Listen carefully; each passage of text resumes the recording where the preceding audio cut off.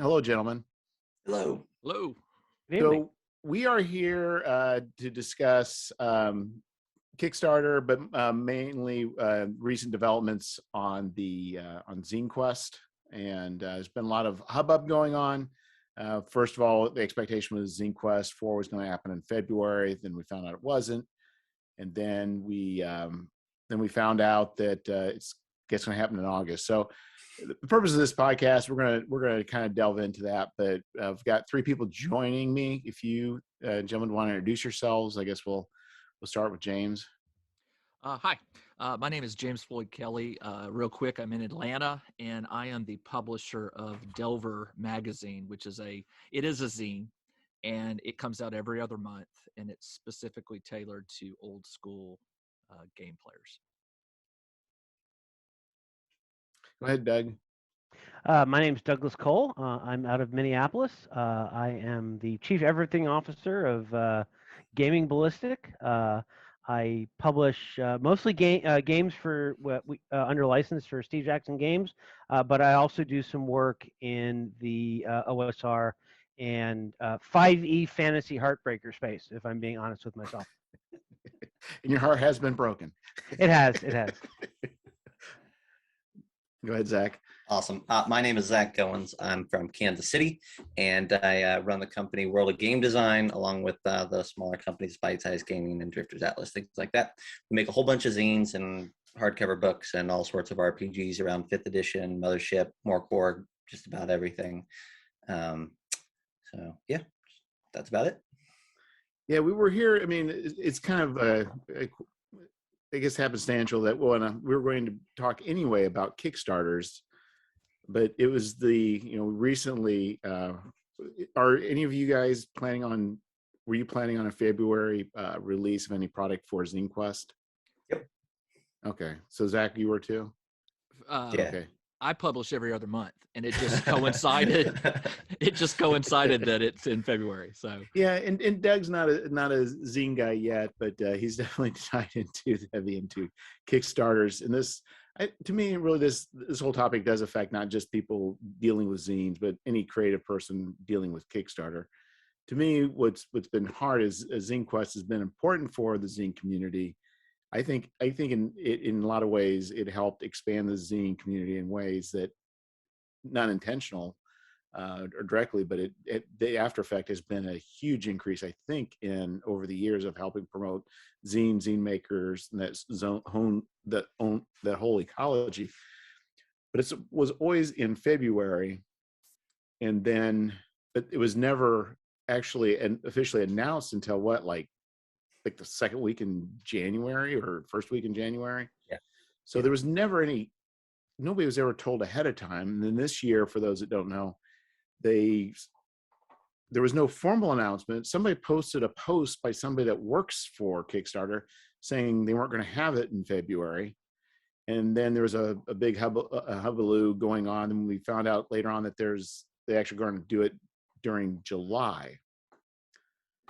Or maybe August. Who knows? Or I'm sorry, yeah, August. Not it coinciding with Gen Con, right? I meant right in August. So there's a lot of us that put energy in, but I think one of the things is we're going to cover probably a number of topics, but one of the things, a lot of us are dependent on Kickstarter. A lot of us have also planned around ZineQuest. It also does not appear that ZineQuest is, to me, something that Kickstarter, even though they've done it in the past, it does not appear to be a core item that they look to doing. It almost feels like an afterthought, and maybe somebody's pet project at one time who's maybe no longer in that position is what it feels like. I don't know. I don't have the inside knowledge. So the question, I guess, really is going to be, as creatives and people who are publishing, how we look at Kickstarter, how we look at ZineQuest, alternatives, where we're at, where we should be. And this is going to be kind of a hodgepodge show, but I'll just kind of leave it at the floor. Zach, do you have any initial thoughts you want to go through? Yeah, I think you kind of hit it on the head with this is indicative of the process that we've seen before. That's both something that I don't like to see, but it's also something that kind of makes this blow a little less sharp, right? It's not like Kickstarter has been behind ZineQuest with rah-rah and fanfare every other year. It's been a quiet, out the gate sort of project, and it's only because the community has picked it up and ran with it. And like you say, I think, all the creators that maybe wouldn't have done a zine before a zine because, oh, there's this thing that happens every February. Well, I'll do something for that. So it's always been a soft promo on their side.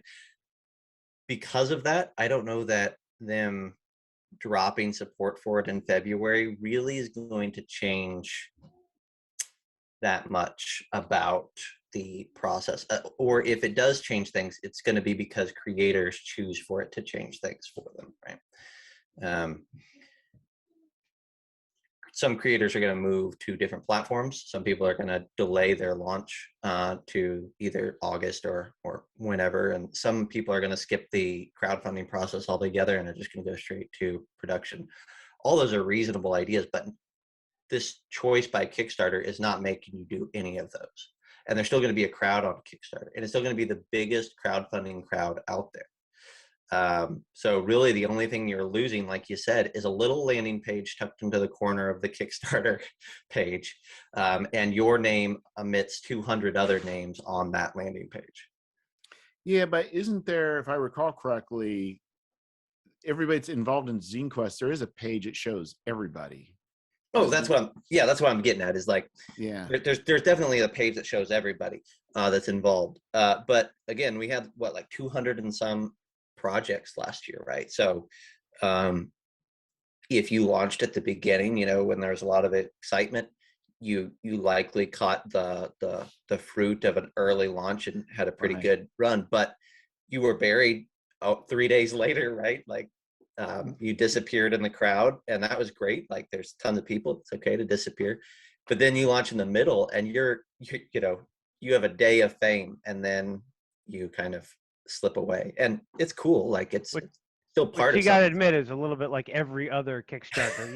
You have launch day, the giant suck in the middle, and then a couple people coming in along the end to maybe make your project work.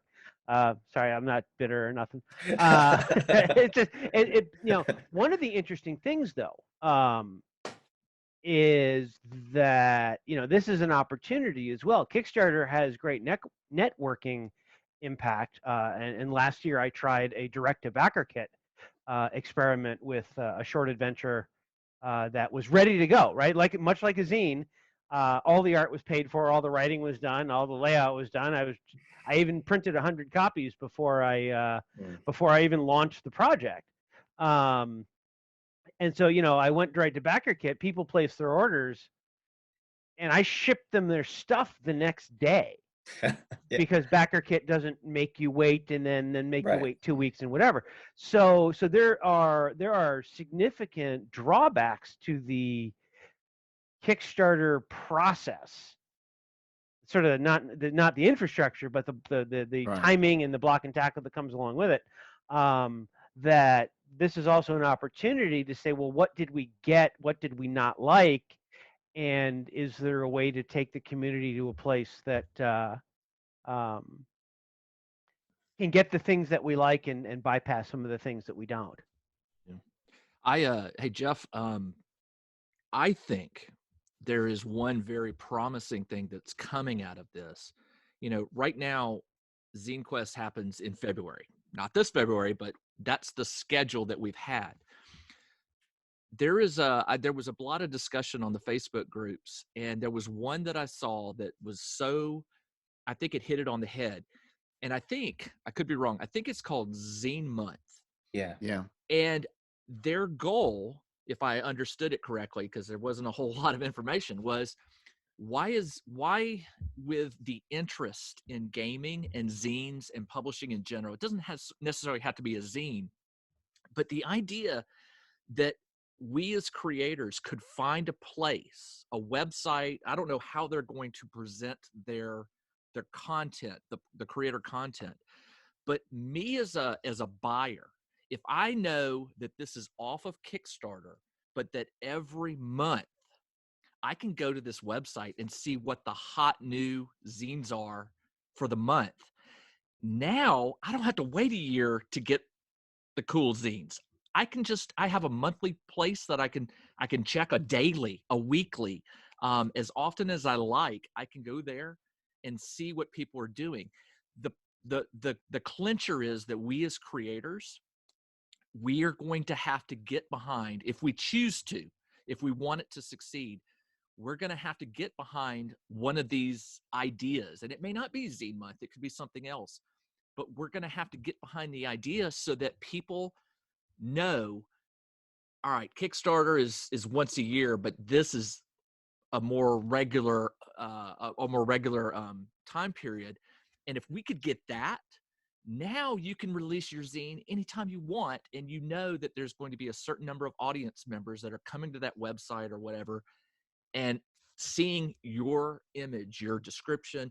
And I'm hoping that it is a fundraising type site. It doesn't have to follow the Kickstarter model. I don't think it can deviate too far. You know, you don't want to put a zine up for, say, 6 months or 3 months. It needs to be that shorter time period. But I hope that somebody is working on and I like the monthly idea. I hope somebody's putting together a place that I can go monthly and upload whatever it is I'm publishing that month and get the eyeballs on it. Yeah, and I think too, I mean, with Kickstarter, I think one of the key things that seems to make it work well is that, or for ZineQuest, is that there's a large mass of people offering things at the same time. You know, I think that's the other thing. And I think that if there is that possibility, just by a large group coordinating every 3 months, every 4 months, or whatever it may be, you know, there probably are opportunities if we can figure out ways that we can band together and promote others at the same time. I think there's definitely some opportunities to help mitigate some of the issues with like a loss of a potential zine quest.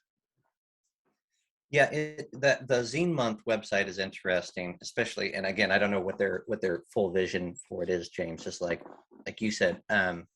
But one of the things that they're suggesting is that they'll have a feature where you can go on, you submit your crowdfunding project, and you say, hey, I'm crowdfunding on Indiegogo, or I'm crowdfunding on Kickstarter. And they'll compile everybody's projects from all over the place and put them in one spot that you can browse as a buyer and say, maybe I didn't think about some of these platforms, or, you know, I hadn't checked Indiegogo in 2 weeks. But if I'm here, you know, and it's mixed in right around with Kickstarters, then that's great. The trickiness of that is that it's one more step removed, right? Exactly. No matter how great of a platform it is, it's not Kickstarter core. And so everybody's going to have to come behind it, like you said, and say, you know, on our Kickstarter pages and our updates, you know, thoroughly pointing people that direction. I would look, as much as I like the idea of a Zine Month page, what I really think is that it should be opened up to RPGs in general, just TTRPG month or whatever, in the sense that, you know, Jeff, you kind of say this in one of your like quote unquote rules sections on the Facebook page, like, we're not here to police what a zine is, right? Yeah. And the same thing is true here, is that I think what we're all interested in are these is TTRPG content and different stuff and indie stuff and smaller publishing house stuff. And I think for a website like that to be successful, I need to know that, you know, if I do a zine tomorrow, that I can have it up on there. But if I do a little soft cover or a little hard cover or whatever 2 months from now, that can also go there. I can point people then as well. At least that would be the dream. I think you made a good point, because what's really happened is, you know, I think if you would have asked people 10 years ago what a zine was, there'd be a very unified, clear description of what a zine was. But I think myself included, I think we've kind of morphed the definition of zine to being probably more than what it, and not saying it's wrong, but we are kind of being very liberal in our interpretation of the word and kind of pushing boundaries. And they have turned into more professional, quote unquote, professional publications, Well, I think that's the big concern. Like what Zac said is we have to be careful, because if we create another 300-pound gorilla, that we're putting our content into for promotion, I like the indie aspect that ZineQuest hints at. You're not seeing like Kobold Press throwing a book or something on there during ZineQuest. They know that it's these small publishing houses. I just think that wherever we end up, we need to make sure that and this is just me, I would like that small independent feel, knowing that these publishers aren't these mega house printers, and I'm not having to compete with, let's say, a Kobold Press. It's so tricky though, right? Because 3 years ago we would have said Mothership absolutely applies as a zine, and then this year, right, or like last year at this point, they put out a box set of zines, right? It's still zines, and it does a 1.5 million, which they're the outlier, but like it's hard to argue that if they would have launched that project during ZineQuest, that it's not just as reasonable as many other projects that launched during ZineQuest. We'd all hate them though for doing so well, but you're right, it'd be legit. One has to wonder though if the Mothership zine, box of zines, ultimate zine, whatever, would have done as well dropping for the first time as what it was on a ZineQuest type thing, right? I mean, the burn of word of mouth and getting out there and whatever, and then all of a sudden, well, bam, here's production values out the wazoo in a dedicated professional thing, seemed to be the appeal of that. Although my mailbox did fill up with, I don't get the appeal of this, even as it hit $1.5 million. So somebody got lots of somebody's got the appeal of it.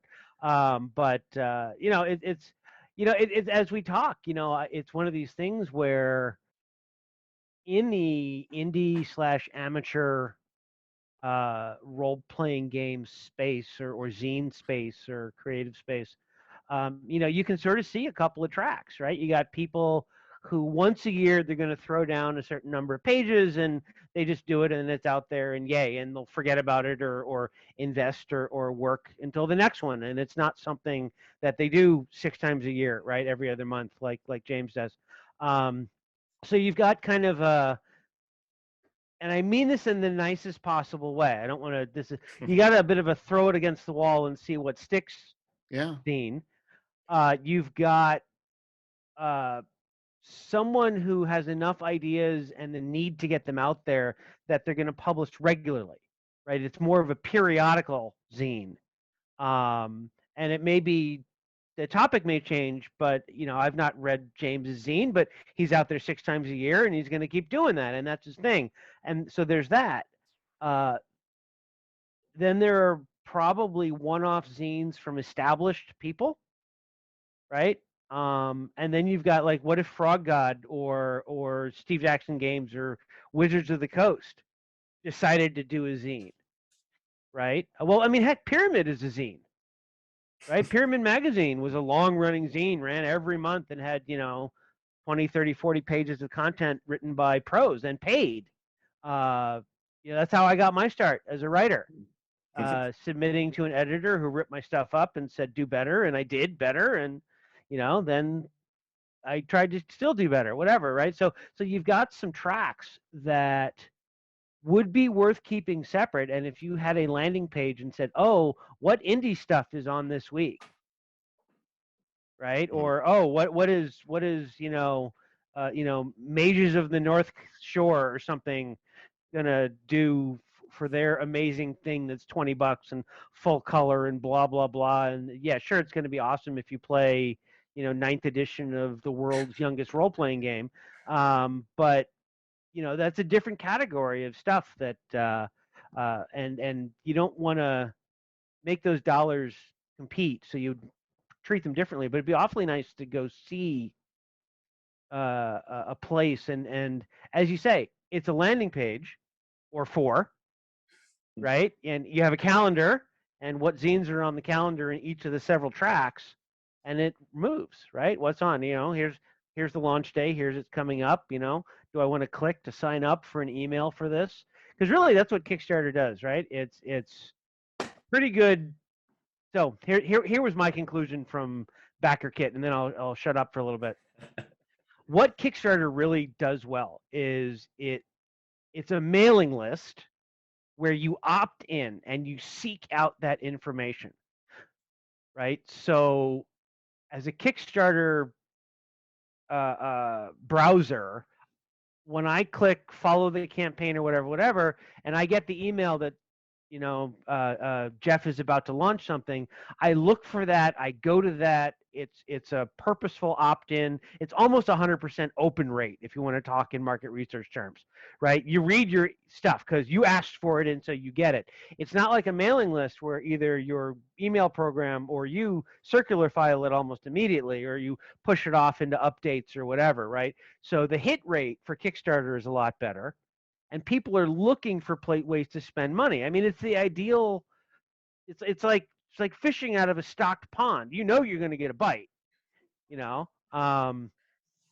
so that's the thing about the Kickstarter is that you have the opportunity to get people to opt into looking at your stuff, and you are not preaching to your choir because it goes beyond your mailing list. So there's a networking effect. Beyond that, Kickstarter's interface for putting your project in there is nothing spectacular. It's a pain in the butt to deal with. The delays that you get from project closure to getting your money are long, especially if you're trying to do multiples per year. And the fact that you can't do multiple waves to take care of shipping means that very frequently you have to opt for a backer kit or some sort of post-campaign manager thing, because the greatest way to lose money on the early days of Kickstarter was to take a guess at what shipping would cost you and be wrong. Right. So Kickstarter is really a very powerful marketing platform, but in a way it's like drinking Coke. You drink Coke because you love Coke. I'm a Coca-Cola drinker. And you couldn't substitute that. New Coke might have tasted better. In fact, in blind taste tests, it did. But people didn't want to be a new Coke drinker. They wanted to be a Coke drinker. It was important. They're not blind. To them. They're not blinded when they drink it. Right. Exactly. Right. So the whole point of all that is what Kickstarter really does is it is an opt-in and a growth engine to take your audience virally, potentially, past where you thought it was. Every time I run a campaign, I get a few more people. I think it's also yeah. I think it's also like, at least for me, it's a place for you to measure up and set a bar for yourself. And I say that because if you want to do a Kickstarter, you can do it at any level, but you can look around you and see 30,000 examples of what does it take to be this successful. Okay, well, it takes X, it takes this many followers, it takes a page that looks like this, it takes a video, it takes a whatever. And my opinion is that many projects get more investment, more upfront dollars, a higher budget because they're going to Kickstarter. They look better out the gate because they know that they're going up against competition in that way. And when a project is going up onto somebody's website, exclusively, or they're getting dumped into the melting pot of drive-through RPG, they just there's not the care and attention.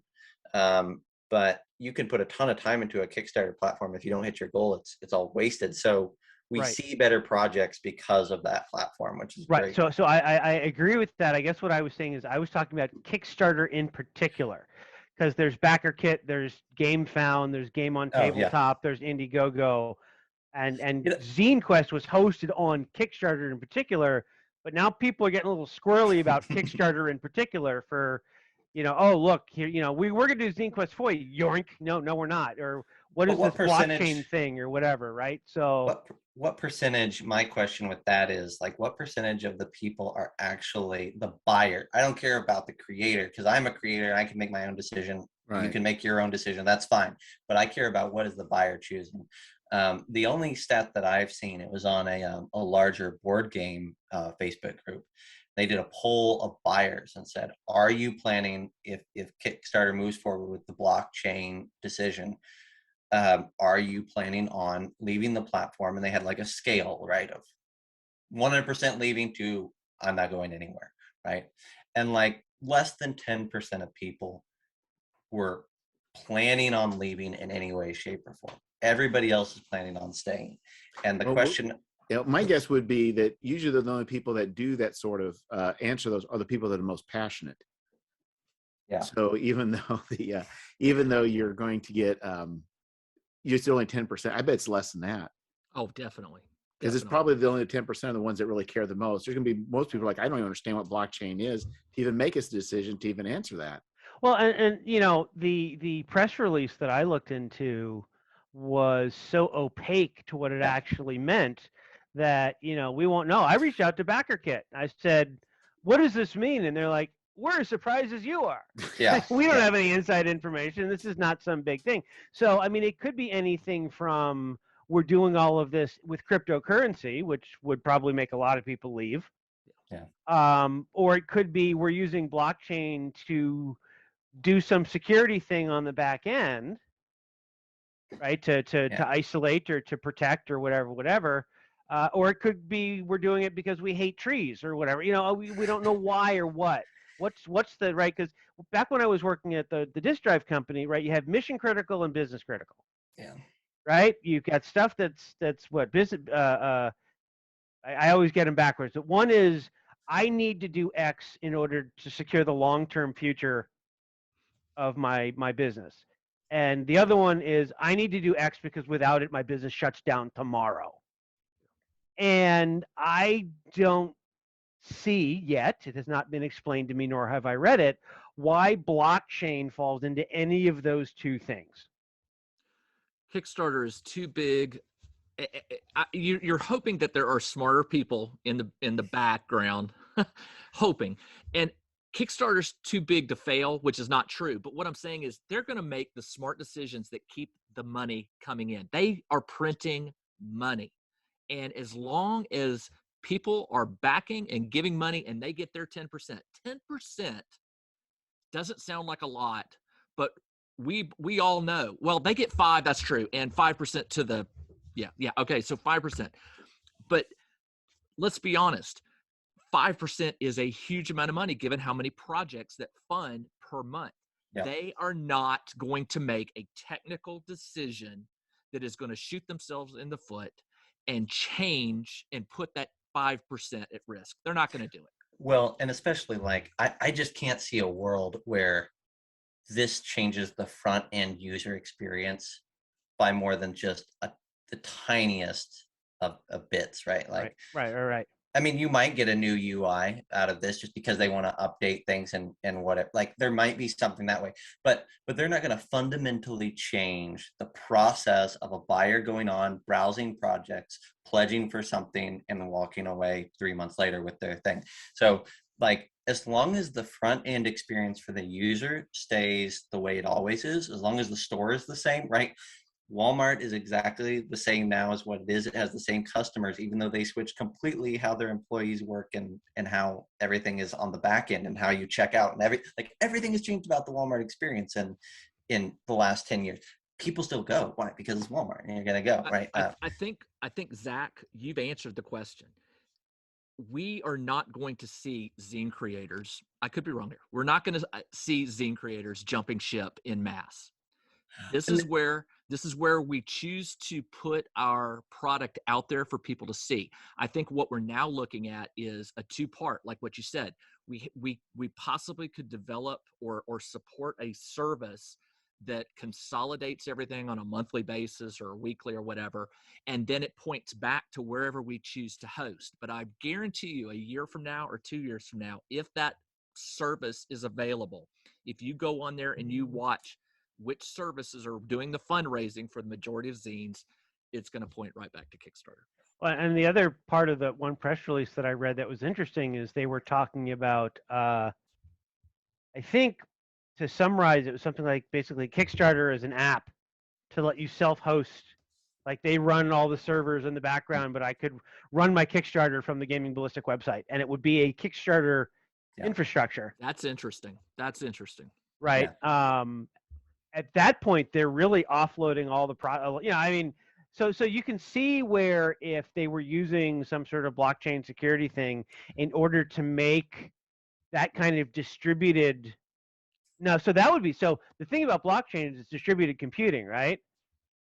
So maybe it's Kickstarter not goes to the necessarily. cloud. Maybe that's kind of what they're doing there is to say, well, we'd really like to run Kickstarter as everyone who's running a project runs it a little locally, and it all funnels to us up in somewhere else, and then we do our thing and whatever. So that would be, I don't know if you need blockchain for that or if it makes it better, but if it makes it secure and you can't ride into the heart of somebody's whatever because of it, maybe there is an evolution there that allows you to partake in a crowdfunding experience. And then either, it may be able to cut down servers. So that maybe the whole thing is to say, instead of this room or this building full of servers, we only need 1/3 the servers. Yeah. No, I mean, it's all speculative, but yeah. The other thing, though, is just a quick note is I think buyers aren't going anywhere until something gets as big of a name as Kickstarter. Buyers aren't going anywhere. Creators, though, are a different animal, especially zine creators. And the reason being that, first and foremost, they see themselves, we see ourselves in many ways as indies, right? Indie games, indie publishing. We're fast and light, and we can change things on the fly. And if we don't like the choices that Kickstarter is making, we can go somewhere else because our project is small enough to be maneuverable, right? I think you're going to see, not necessarily only because of blockchain, but maybe because blockchain and the way that at least the way they're handling it is another straw on the camel's back. I think you're going to start to see more small publishers trying out these other places, Indiegogo and GameFound and whatnot, saying, well, I don't like how I'm treated on Kickstarter, and I don't like how Kickstarter responds to things. I don't like how they present things. So I'm going to go try something else. And if it fails, I'm out $1,000. So I don't care, right? Like, that's the freedom of that. Kobold Press ain't going to go anywhere unless they believe that their money is going to go with them, right? Like, that's just the way it works. But the smaller ones could. I do think you're going to see a little bit of that because you have that freedom. I've even, like in the past 3 months, I've looked and said, maybe at some point I'll try a game fest or I'll try a whatever, right? Like, let's give it a go. Let's see what happens. There's going to be people that are more dedicated than me to trying that at this point, I think. Yeah, I think it's definitely, I'm imagining you're going to have some sort of core group that you can take with you to whatever. Oh, yeah. For just me just to go put out my scene over on another one, it's not going to probably make much. It's probably not going to do very well. No, I mean, no. It's kind of itch.io. Nobody. I don't want to say nobody's making money off itch.io, but I don't think anybody's making money off itch.io. Yeah. That, and let's be fair. Let's be honest. We're doing what we do for a variety of reasons. We are creators, but in order for me to be a creator and survive as a creator, I have to pay the bills. And right now, until Kickstarter proves that it can't be trusted to keep me paying my bills, they are going to be the primary source for where I market my stuff. And I think Zach's right. Until, there will be a group that doesn't care about that. And it could be political. It could be just motivational. I'm not sure. Maybe they decide they want to be the king of itch.io and they're going to prove that they can do it. I need to sell a certain amount of content per month to stay alive as a small publisher. And if it means Kickstarter is where I have the highest chance to stay doing what I love. And it is becoming a job, by the way, guys, and you know it. You know what I'm talking about. But I still enjoy it. I still love it. And as long as I can continue doing it, for right now, I'm in sort of, I hate to say it, but I am in the back pocket of Kickstarter. And part of me kind of hopes that maybe Kickstarter does something that allows me to leave that pocket and find another venue. I don't know. Right. I mean, that was one of the things that I attempted with the Backer Kit experiment last year. Last year was the first year that Gaming Ballistic was the only thing that I did. That was my day job. I had nothing else other than trying to publish content for tabletop role-playing games in 2021. I was profitable. I met the income goals barely, or was anywhere between 91 and 99% of my income goal that I had. But make no mistake, that income goal was a third to a quarter what I would expect to be paid in my old career. So, I'm not doing this to make money. I want to do it to make money. And there's a trajectory on which I could surpass my old job and go there. But it involves 1,000 to 1,500 or 2,000 backers per project. Right. I mean, that's the range where you're like, I'm doing this and getting, senior staff engineer at a Fortune 500 type income. To have an audience that big, and that's hard to do. It's hard to do. And since we're podcasting and video casting and stuff, it's followers on YouTube don't necessarily translate to sales. I was talking to somebody today or was talking to somebody, and you look at like something, you get like 100,000 followers on Facebook or YouTube or whatever, and you think, wow, anytime you do anything, you should be able to sell 3,000-4,000 or something. It isn't necessarily so, or it is so, but people are only going to Kickstarter for a small number of backers to get the thing paid for, and then it's going into distribution, or it's going into other channels or direct subscriptions, right? They're getting the money through, yes, I want your zine, I want your comic book, I want your whatever, and if it would be Patreon, except it's not Patreon, it's a subscription, right? And so the doing game creation as a living is fraught with peril, unless you're one of the few people who breaks into that 4-figure backer count. I tell my roughly, I mean, I think the people who follow my Facebook page right now is like 1,800 people or something like that. Yeah, close to it, and a little less than that. And if every single one of those people came to every single one of my projects, and everyone's chuckling, and they should, but that's a number where there's no project that I can't do unless I get really stupid about it, right? A great way to break your bank is to like go do a self-starting miniatures project on 1,700 people, and ship the miniatures, right? STL files are different. In any case, point is that if you can bring in 1,500 people, there's not much you can't do. Like, I've run these numbers. I've got the spreadsheet. I can do a 350-page full color, gloriously illustrated hardback on 1,500 people. You get into more than that, you start being able to say, well, I'm going to offer this 350-page gloriously illustrated hardback for $50 instead of what the market really suggests you charge, which is 60, 70, 80 for a book that big. Right? Right? So hey, Jeff, this is on topic, but it may seem like it's tangential, but listen, did anyone else see this one simple post? I think it was on the RPG Zine group, and I believe, I could be wrong here, but I believe it was somebody associated with Exalted Funeral. I think it was. Somebody got on there and basically made an offer that said, listen, if you're a small indie publisher and you want to do less, up to say 500 copies, bypass Kickstarter, reach out to me, and I'll talked to you about publishing it on, was that Exalted Funeral? That's Tony. That's Tony, and he's associated with Exalted Funeral. Yeah. Okay, so here's my thing. There are always going to be other options.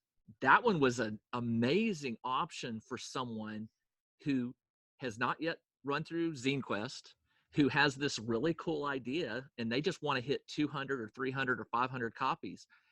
You never know.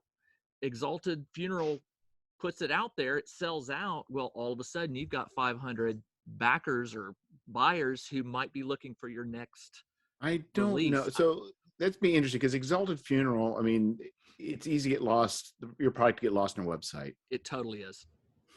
It's so I think. But they're a lot easier to navigate than say drive through. Well, I guess let's just nothing else I wanted to ask you, James. Well, now you're backing up. I want to back up too. I think you are the closest that we can have to scientific evidence for Kickstarter. You have produced the same kind of zine. How many Delvers and what's the other one? Well, I do an every other month magazine, and then what I typically do is, as an add-on, I offer some secondary book that's within target of that group. That's So you're producing the same size, relatively, I don't want to say similar content. You've been doing it for how long? Three Delver, 3 Kickstarters. Delver 4 launches in 2 weeks, and I've also sold almost, well, the interesting thing is the backers, when they back Delver, they well over 50% of them back the secondary item that I include as an add-on. Yeah. So, but you're producing and kickstarting every single one of them. And they're about the same price range, the same format, same style of audience. So you actually are I think we can look at this with science. Yeah. Yeah. And it makes me nervous. I'm in Kickstarter's back pocket. But beyond that, this is what I'm curious, because this is one of the questions I think we all kind of like to know, and you may not have enough data to back this up. But we know, like I know that it's impossible to do this without, Kickstarter, to have the success, it's impossible. But what I don't know is, what does ZineQuest itself, is there any way for you to tell, how many ZineQuests have you done? One or two? Delver was not part of ZineQuest. Oh, so, okay, you validated my scientific study then. No, you're on to something, though. I did a ZineQuest back at ZineQuest 2.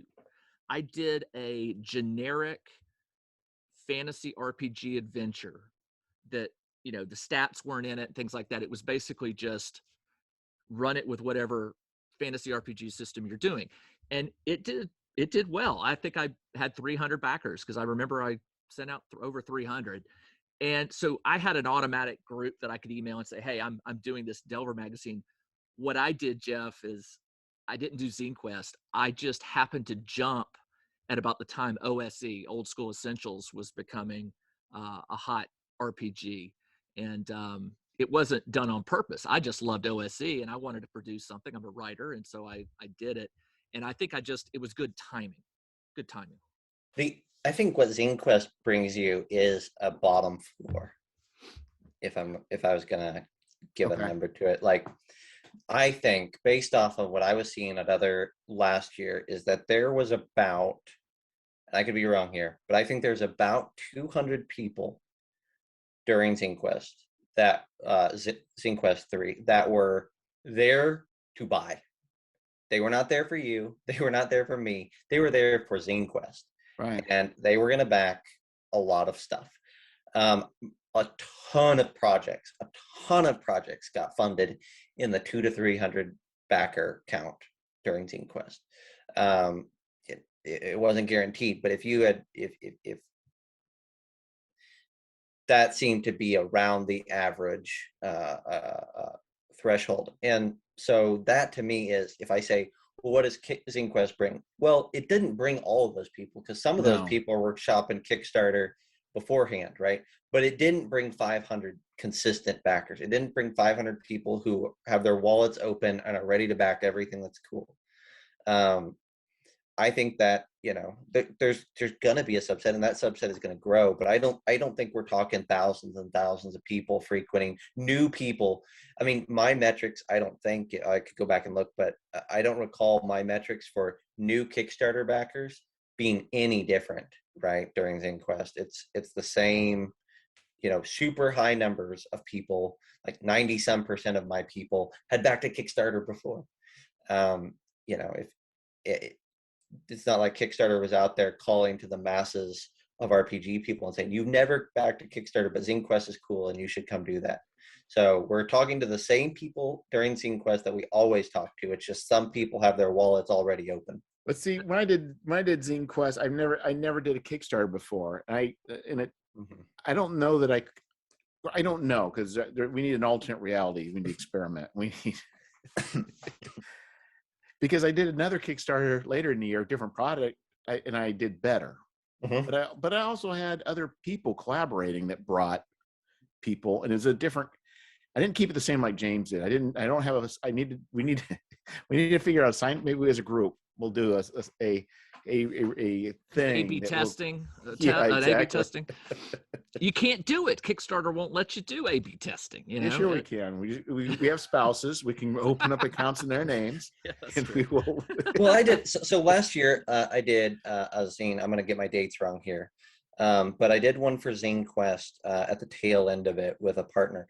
Right at the tail end of ZineQuest, and we had done it was a follow-up to another adventure zine that we had done in the fall.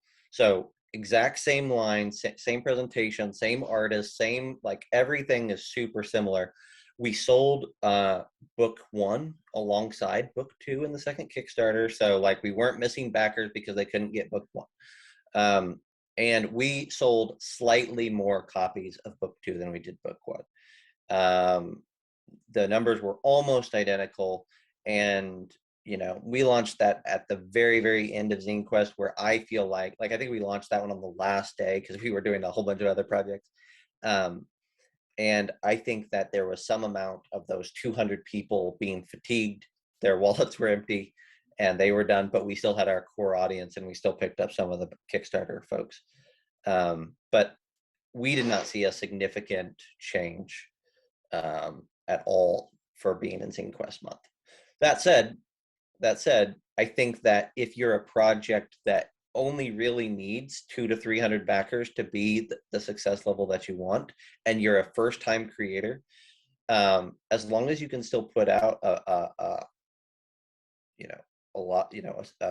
good-looking product, I think that you can have a high likelihood of success with ZineQuest. Hey, Zach. Yeah. You said something that was really interesting. There are going to be people listening to this who are, I don't know if they're going to be feeling happy or sad or worried or anxious, but you know, the rules of ZineQuest originally said, 2 weeks. You can run it for 2 weeks. So one thing I want to make sure people who are listening to this understand, who are considering running a ZineQuest, is if they're not going to run it in February, there is still going to be a lot of people that come to Kickstarter in February expecting so many. Yeah. So now you can do this. You make sure that your zine is up and going on February 1. And if you're not really in it if you're just doing a one-off, run it for 30 days. Run it for the entire period of February, which is when people expect ZineQuest to be running. Sell as many as you can. Take advantage of that. And if you do well, August is just around the corner, and issue number 2 or whatever you want to publish. But I think I do worry that all of our talk here may discourage some of these indie creators. And so I want to make sure before we leave that we let them know that, Kickstarter's not running it in February, but this isn't necessarily the end of the world. There are things you can do, and one of those is launch it. You're not going to make any money. You're not going to sell any copies if you don't go ahead and just put it on there. Don't depend on ZineQuest. ZineQuest could run in August. Maybe it will, maybe it won't. Don't depend on that. If you've got something you want to sell to people, to put out there that you think will benefit their game, go ahead and launch it. Launch it for 2 weeks, launch it for 4 weeks, whatever, and see what happens.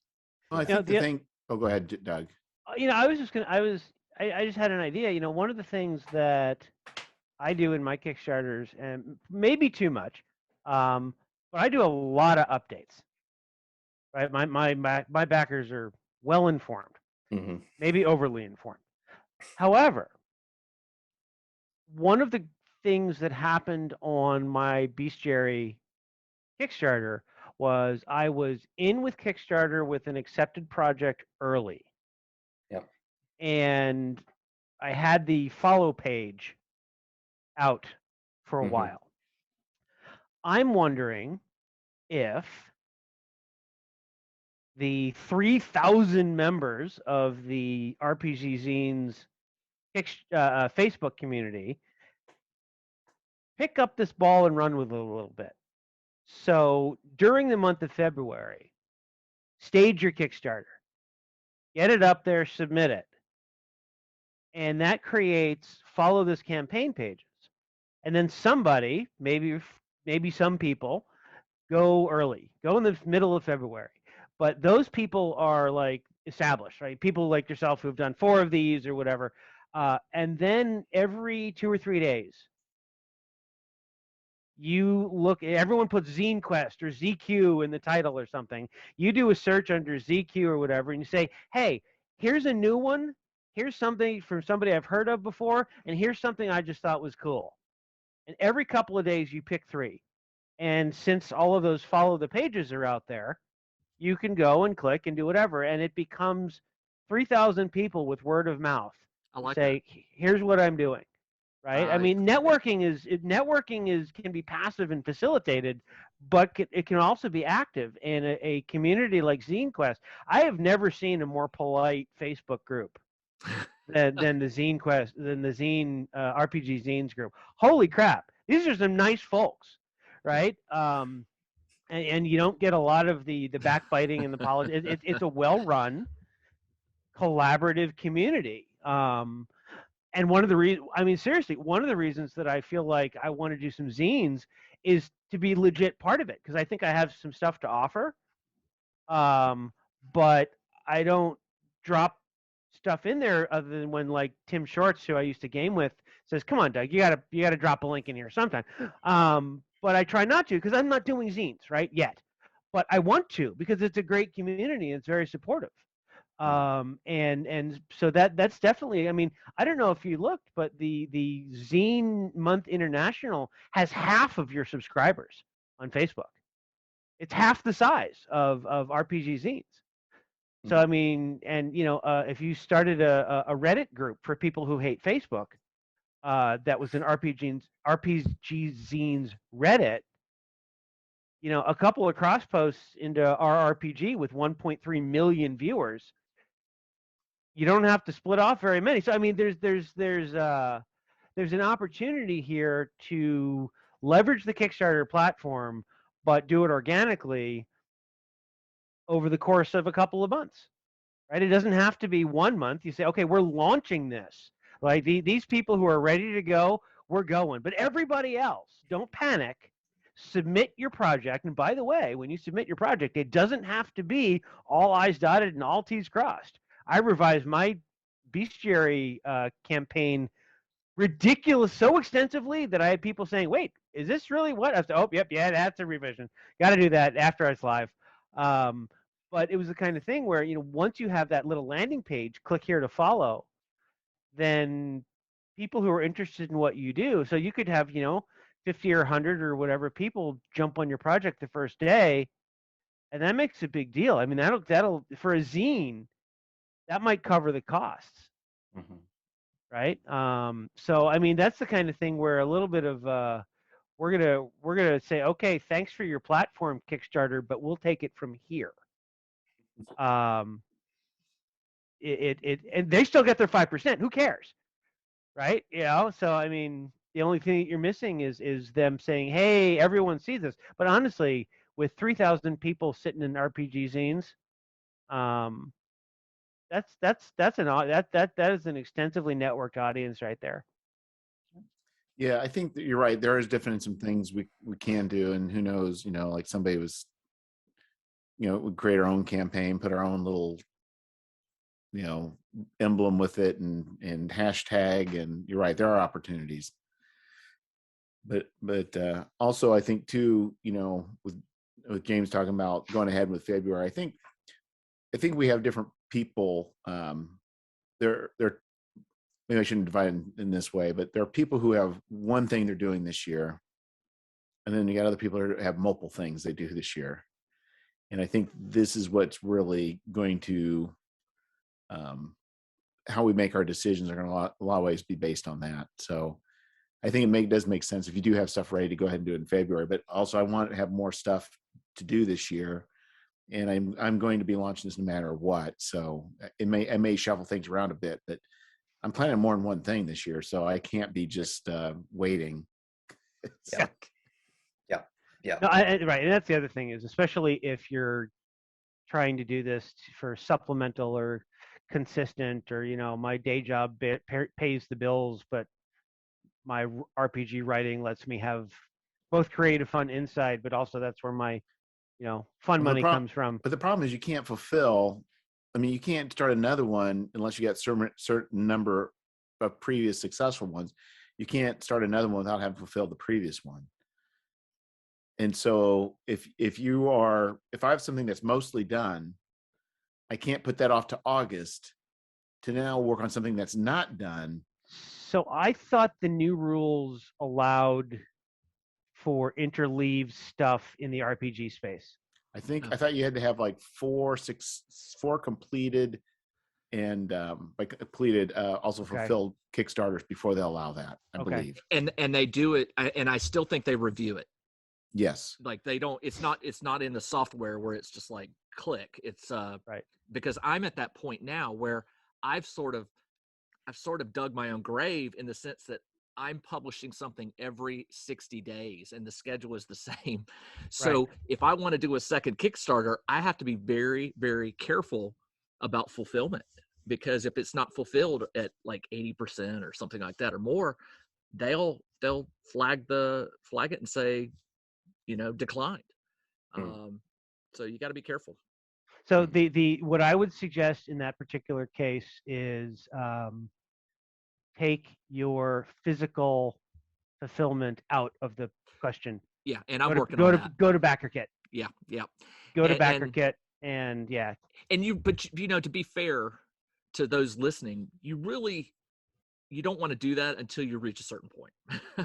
BackerKit is great, and I'm doing the research on it, but my fulfillment is just now, after 3 issues, reaching the point where BackerKit is becoming a very, very appealing, idea. See, that's interesting, because I'm looking at your page right now, and you've hit 500 to almost 500 to 650 backers on each of Delver 2, and Delver 3. What percentage of your folks went physical? 80%. Yeah. Okay. So that was my experience too. Your percentage is higher than mine by a bit, but not that much. For my is about 2 to 1. Yeah. About 2/3 of mine go. Are you U.S. only? I do international, but I have to do sort of the workaround where I invoice them for the shipping afterwards. Now I realize how BackerKit's going to help me with that. The problem with BackerKit is my international isn't as big as the U.S. by a significant amount. Oh, sure. So, I don't want to shut off my international backers. Right. Right. They've gotten used to getting it. So talk to me offline. I will. I'll do that. Talk to me, because this particular, I partnered with a couple of people for my big bestiary, and I think there's a way for some of this small stuff to happen a little better. Yeah. Talk to me offline. Yeah. My point wasn't to warn any new content creators away from BackerKit. Absolutely. No. Use it if you want to use it. It's just, I see the power of BackerKit coming for me later in and let me clarify. The reason I'm saying that is because the rate limiting, if you have a zine and it's done and you're going to press with it, or you can finish what you're doing during the 2 weeks of your Kickstarter, and the 2 weeks is 17 days that it takes them to freaking pay you. Right. So you have a month, right? So if you're mostly done and you feel like you can get to PDF stage, you can literally fulfill your Kickstarter the day that they pay you. And let me tell you, that's been the secret of Right. my, I believe that's been the secret of my Kickstarter is my promise to the backers, or semi-promise, has always been, look, 90% of my product is going to be done when the Right. Kickstarter ends. So I can immediately get those files to the printer and immediately start fulfilling them as soon as the print copies come in. And that has helped. And I know we're getting off topic here, but let me throw that out to the new creator. You know, if you're going to offer a zine and you want to try to up your traffic, you know, try to have it ready to go when the Kickstarter ends. Nothing irritates me more than a product, because I'm a writer. I have written on collaborative stuff. All it takes is one collaborative writer to not have their stuff ready, and it slows the process down. If you're a sole creator, that problem does not exist for you. Yeah, at least as far as if you're doing stock art. Yeah, yeah, right. correct. And by the way, unless you are an artist or you personally know an artist who's working with you, do stock art. There's a lot of great stuff out there. Absolutely. And, you know, unless you're trying to, and this is a legitimate, unless you're trying to wow people with the art, definitely pillage the stock art places, because like one of my favorite illustrations I cobbled together by Photoshop bashing two pieces of stock art. I grabbed a license for is that it? I kind of want to show it, but no, that's not it. To finish. There it is. My wyvern. I want to. Can I share my screen? I think you can. I cannot. It's been disabled. That's okay. Anyway, so I went to a stock art place and I got a cool picture of a fully digital rendered artist of a wyvern, right? A dragon with no arms, right? Just wings and legs. And then I found somebody playing with a flamethrower. And so I took the flame from the flamethrower and the stock art, and I rotated and twitch and layer and go. And with Affinity Photo, you can do that for like $35 now instead of $50 a month. So boom, right? I mean, that probably cost me about $8. Right. I agree. It's creating your own art. Yeah. Hands down. You know, people listening to this are going to be like, you know what? Do I pull the trigger or do I not? And I think all of us are saying, oh yeah, if you're going to, yeah, absolutely pull the trigger. Yeah, pull the trigger. But you know, especially your first couple of times out, you know, one of the things. Definitely. Yeah, stock art is a great way, and you know, like you said, who's the rate limiting step here? If you're working with a great artist who you know is on time, on budget, gets it done, isn't going to get COVID, isn't going to flake out, isn't going to change their mind, isn't going to get a new commission that is really better than yours, and so they need to put yours aside because that one pays the bills, and you're doing a little zine that is, you know, going to pay them $122 ever or something if they're lucky.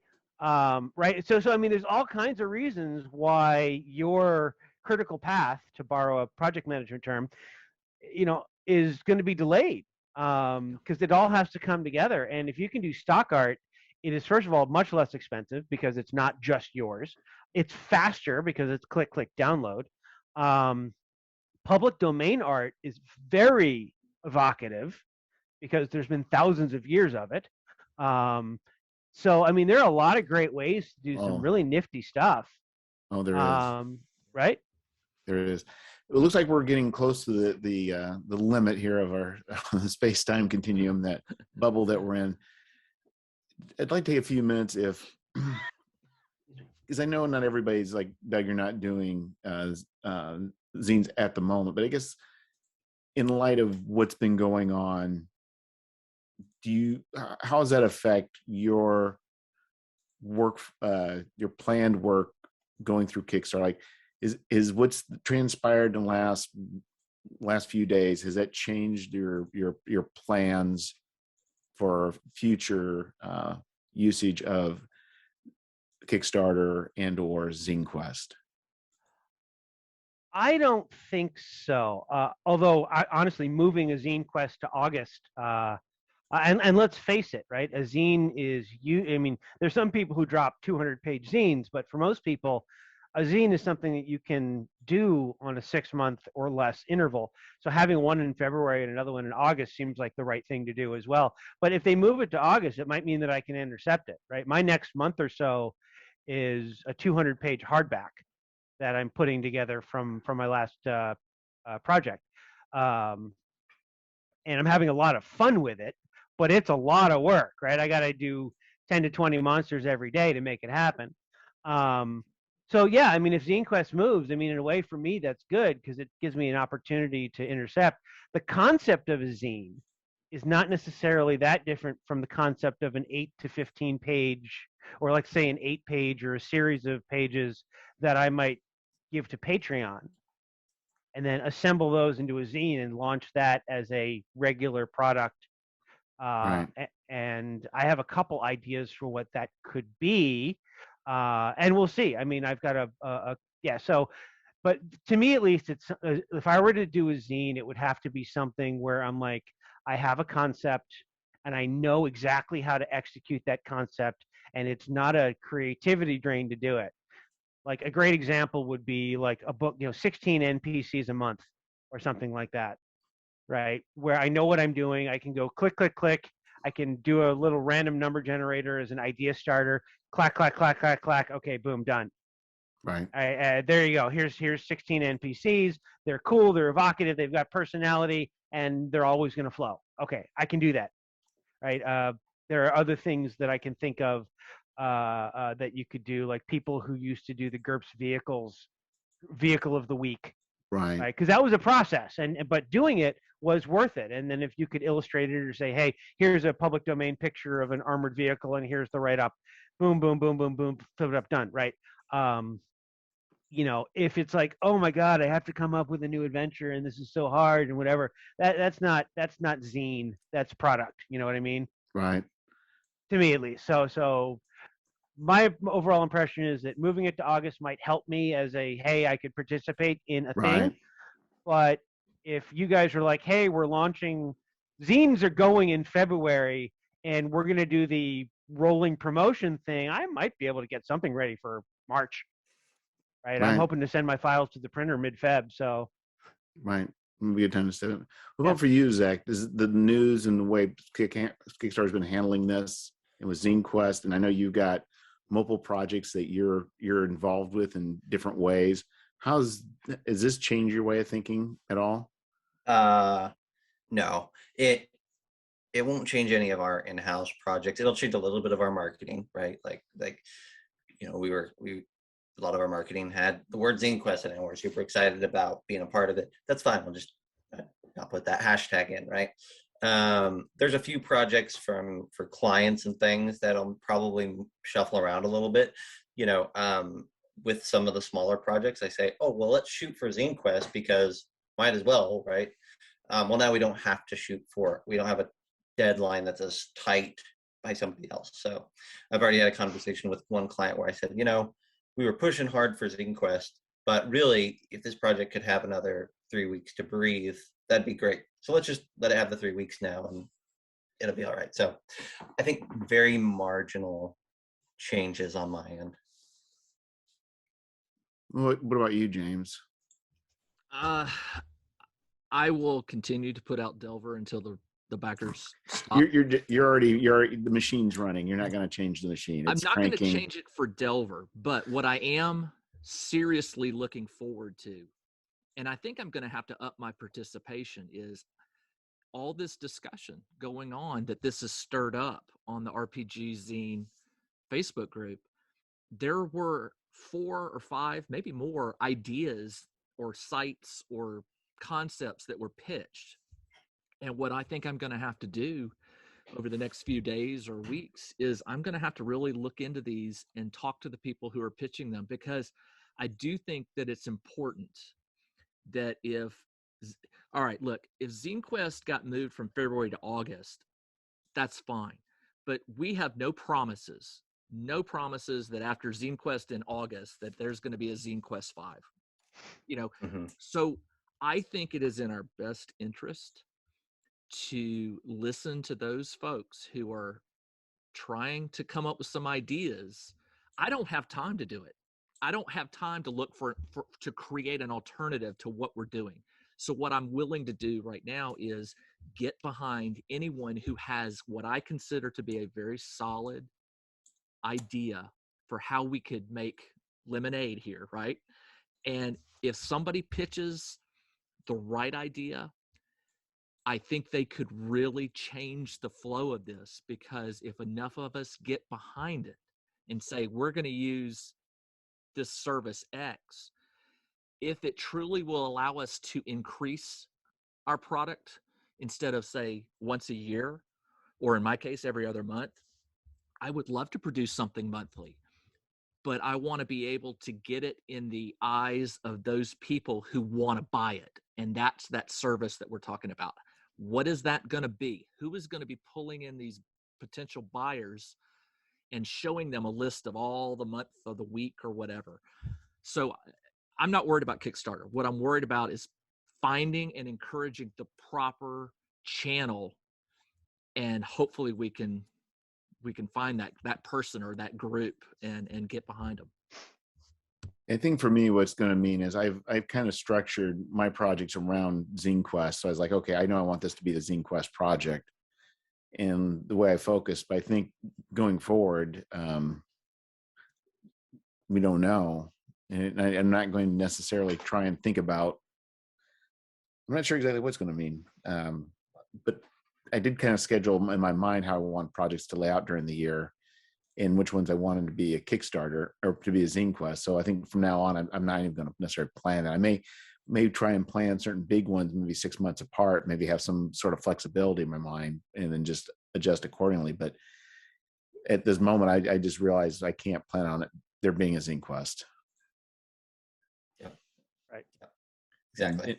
It just, and you know, I think it was always, I assumed, I mean, they did 3 years in a row. They're always terrible about communication.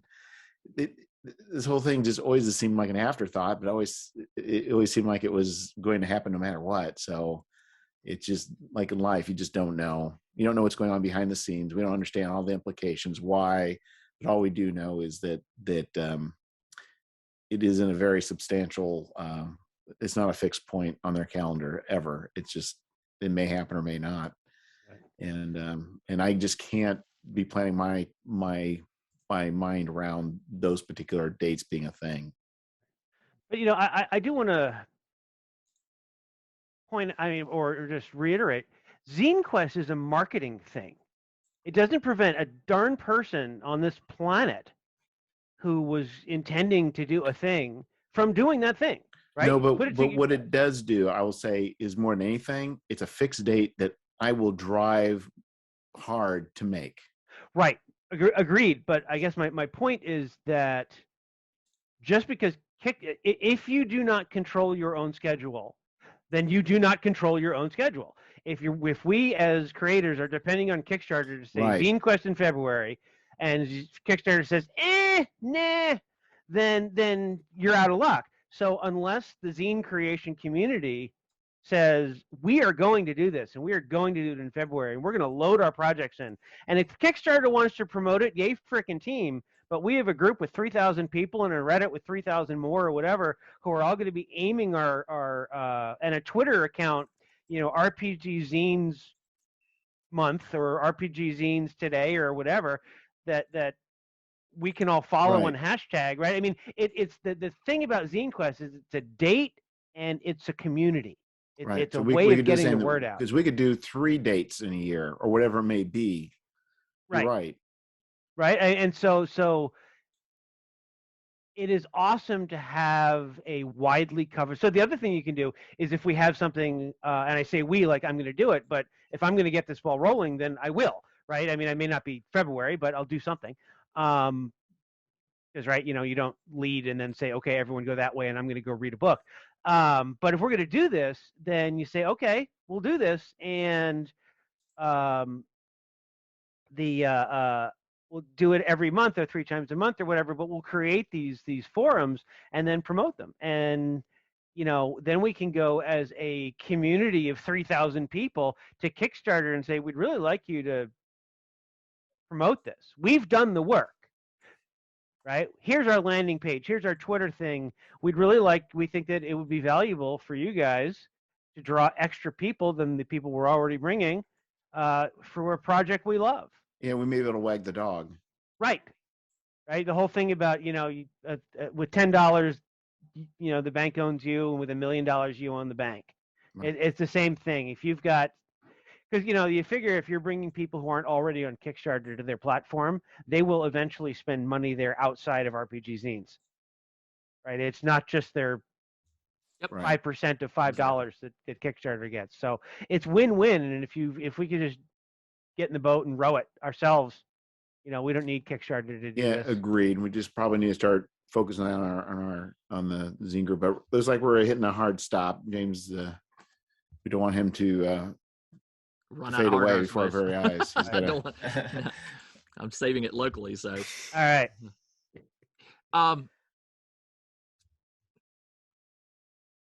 Go ahead, James. Oh, I was going to say, this is a conversation we could continue for days and days and days. What I would really like to suggest is this group right here. I enjoy listening and chatting with y'all. We need to make this more regular. Agreed. Yeah, that'd be great. Happy to. So that was actually one of my business goals this year. More networking. More regular things like podcasts or video content, or just chatting gaming more frequently, so people who can see what I'm doing, and every now and then, you know, maybe come by my stuff or at least hear about it or whatever. Yeah. But yeah, more networking, more discussion about gaming, getting out there more. Yeah, I think it's you know, a lot of people, we're all in this kind of same creative space, so it's content that people kind of want, but it's also just kind of good for us to be able to an excuse to talk about this. So we call this an evening. Thank you, everyone, and we'll convene again hopefully soon. We'll figure out a couple weeks or a few weeks or whatever works for us. All right. Thank you so much. Thank you. Thanks, Jeff. So we're not recording anymore? Oh, yeah, don't go.